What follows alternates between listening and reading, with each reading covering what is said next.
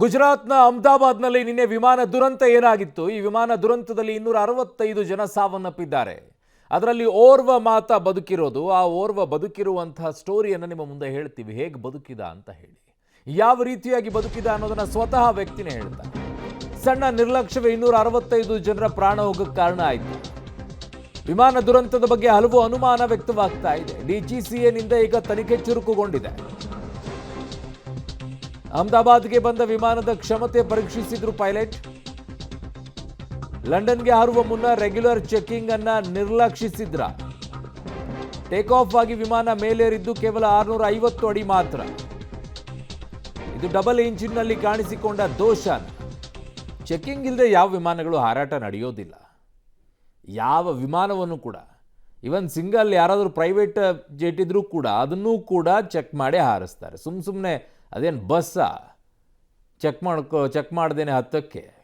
ನಮ್ಮಲ್ಲಿರುವಂಥ ಬಸ್ಗಳಿದ್ದಾವೆ, ಹೋದ್ಮೇಲೆ ಸ್ವಲ್ಪ ದೂರಕ್ಕೆ ಬ್ರೇಕ್ ಫೇಲ್ ಆಯಿತು ಅಂತ ಹೇಳೋಗಿ ಗುದ್ದಿರ್ತಾರೆ. ಹಂಗಲ್ಲ ಇದು.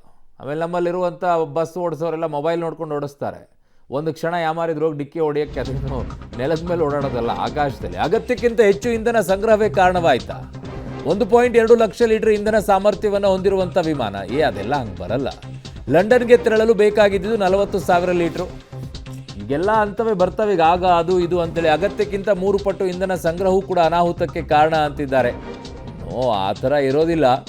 ಏನು ಅಂತಂದರೆ ಅದರ ರೆಕ್ಕೆಗಳೇನಿದ್ದಾವೆ, ವಿಮಾನದ ರೆಕ್ಕೆಗಳೇನಿರುತ್ತೆ ಅದರಲ್ಲಿ ಫ್ಯೂಯಲ್ ಟ್ಯಾಂಕ್ಸ್ಗಳಿರುತ್ತೆ ಅನ್ನೋ ಬಗ್ಗೆ ಮಾಹಿತಿಯನ್ನು ಪಡ್ಕೊಳ್ತಾ ಇದೆ. ಅದರ ರೆಕ್ಕೆಗಳಲ್ಲಿ ಫ್ಯೂಯಲ್ ಟ್ಯಾಂಕ್ಸ್ ಇರುತ್ತೆ.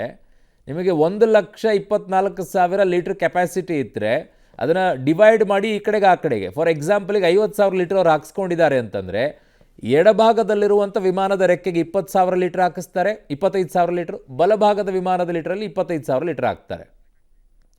ನನ್ನ ಸಹೋದ್ಯೋಗಿ ಈಗ ಪ್ರಕಾಶ್ ನನ್ನ ಸಂಪರ್ಕಕ್ಕೆ ಸಿಗ್ತಾ ಇದ್ದಾರೆ. ಪ್ರಕಾಶ್, ಫ್ಯೂಯಲ್ ಓವರ್ ಹಾಕ್ಕೊಂಡಿದ್ದಕ್ಕೇನೆ ಇಷ್ಟ ಆಗಿದೆ ಅನ್ನೋದು ಒಂಥರ ಸರಿ ಅನ್ಸಲ್ವೇನೋ ಅಂತ ಕಾಣಿಸ್ತಾ ಇದೆ. ನಿಜವಾಗಿಯೂ ಕೂಡ ಆ ರೀತಿನಾ? ಫ್ಯೂಯಲ್ ಜಾಸ್ತಿ ಹಾಕ್ಸ್ಕೊಂಡಿದ್ದಕ್ಕೆ ಈ ರೀತಿ ಆಯಿತು ಅಂತನಾ? ಐ ಡೋಂಟ್ ಥಿಂಕ್ ಸೊ ಅಂತ. ಕೇವಲ ಇದು ಹೀಗೆ ಆಗಿರಬೇಕು ಅನ್ನುವಂಥದ್ದಲ್ಲ, ಆದರೆ ಒಂದಿಷ್ಟು ಅನುಮಾನಗಳು ಸೃಷ್ಟಿಯಾಗ್ತಾ ಇದ್ದಾವೆ. ಅಂದರೆ ಸಾಮರ್ಥ್ಯಕ್ಕಿಂತ ಹೆಚ್ಚು ಇಂಧನವನ್ನು ಸಂಗ್ರಹ ಮಾಡಿಕೊಂಡಿರುವಂಥದ್ದು ಕೂಡ ಒಂದು ಕಾರಣ ಆಯ್ತಾ ಅನ್ನುವಂಥದ್ದು.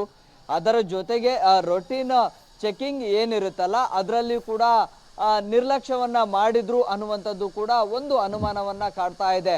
ಸಹಜವಾಗಿ ದೆಹಲಿಯಿಂದ ಅಹಮದಾಬಾದ್ಗೆ ಬರುವಂಥ ಸಂದರ್ಭದಲ್ಲಿ ಅದರ ಇಂಜಿನ್ನ ಸಾಮರ್ಥ್ಯ ಕ್ಷಮತೆಯನ್ನು ಕೂಡ ಪರಿಶೀಲನೆಯನ್ನು ನಡೆಸಿದ್ರು. ಸೊ ಅದಾದ ಬಳಿಕ ದೆಹಲಿಯಿಂದ ಅಹಮದಾಬಾದಿಗೆ ಬಂದು ಅಹಮದಾಬಾದ್ಗೆ ಲ್ಯಾಂಡ್ ಆಗಿ ಅಹಮದಾಬಾದ್ನಿಂದ ಮತ್ತೆ ಲಂಡನ್ಗೆ ಹಾರುವಂಥ ಸಂದರ್ಭದಲ್ಲಿ ರೊಟೀನ್ ಚೆಕಪ್ ಅನ್ನು ಮಾಡಲಿಲ್ಲ ಅನ್ನುವಂಥದ್ದು ಹೇಳಲಾಗ್ತಾ ಇದೆ.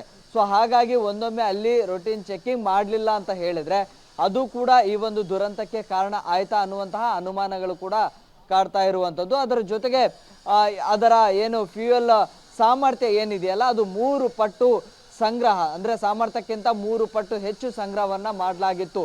ಸಹಜವಾಗಿ ಈ ಒಂದು ಅಪಘಾತಕ್ಕೀಡಾಗಿರುವಂತಹ ವಿಮಾನದಲ್ಲಿ 1.25 ಲಕ್ಷ ಲೀಟರ್ ಫ್ಯೂಯಲ್ ಸಾಮರ್ಥ್ಯವನ್ನು ಹೊಂದಿರುತ್ತೆ.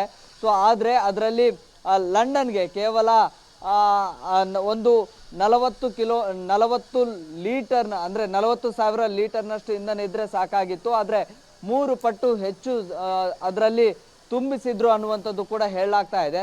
ಸೊ ಹಾಗಾಗಿ ಇದು ಅದು ಟೇಕ್ ಆಫ್ ಆದಂಥ ಸಂದರ್ಭದಲ್ಲಿ ಮೇಲಕ್ಕೆ ಏರಲೇ ಇಲ್ಲ, ನೇರವಾಗಿ ಕೆಳಮುಖವಾಗಿ ಅದು ಇಳಿತಾ ಇತ್ತು. ಮೇಲಕ್ಕೆ ಏರಿದ್ದು ಕೇವಲ 624 ಅಡಿಗಳ ಎತ್ತರ ಅಷ್ಟೇ. ಸೊ ಹಾಗಾಗಿ ಮುಂಭಾಗದ ಭಾಗ ಏನಿದೆಯಲ್ಲ ಮೂತಿ, ಅದು ಮೇಲಕ್ಕೆ ಹೋಗಲಿಕ್ಕೆ ಸಾಧ್ಯನೇ ಆಗ್ತಾ ಇರಲಿಲ್ಲ, ನೇರವಾಗಿ ಕೆಳಗೆ ಇಳಿತಾನೆ ಇತ್ತು. ಅಂದರೆ ಇದು ಡಬಲ್ ಇಂಜಿನ್ ಹೊಂದಿರುವಂತಹ ವಿಮಾನ. ಸೊ ಇದೆಲ್ಲವೂ ಕೂಡ ಒಂದು ರೀತಿಯ ಅನುಮಾನಗಳು ಕೂಡ ಕಾಡ್ತಾ ಇದೆ. ಈಗಾಗಲೇ DGCAನಿಂದಲೂ ಕೂಡ ಇದೀಗ ತನಿಖೆ ಆರಂಭವನ್ನು ಮಾಡಲಾಗಿದೆ. ಈಗ ಬ್ಲಾಕ್ ಬಾಕ್ಸ್ ಸಿಕ್ಕ ಬಳಿಕ ನಿಖರವಾಗಿ ಇರುವಂತಹ ಕಾರಣ ಏನು ಅನ್ನುವಂಥದ್ದು ಕೂಡ ಗೊತ್ತಾಗುತ್ತೆ. ಆದರೆ ಅದಕ್ಕೆ ಸುಮಾರು 1 ವಾರಗಳ ಮೇಲೆ ಕಾಲಾವಕಾಶ ಬೇಕಾಗುತ್ತೆ. ಸೊ ಇದೆಲ್ಲವೂ ಕೂಡ ತನಿಖೆಯ ಬಳಿಕ ಅಷ್ಟೇ ಎಕ್ಸಾಕ್ಟ್ ಆಗಿ ಯಾವ ಕಾರಣದಿಂದಾಗಿ ಈ ಒಂದು ವಿಮಾನ ಪತನ ಆಯಿತು ಅನ್ನುವಂಥದ್ದು ಗೊತ್ತಾಗುತ್ತೆ. ಅರುಣ್ ಬಡಿಗೇರ್. ಓಕೆ ಪ್ರಕಾಶ್ ಶ್ರೀರಾಮ್ಪುರ್, ನಿಮ್ಮೆಲ್ಲ ಮಾಹಿತಿಗೆ ಧನ್ಯವಾದಗಳು.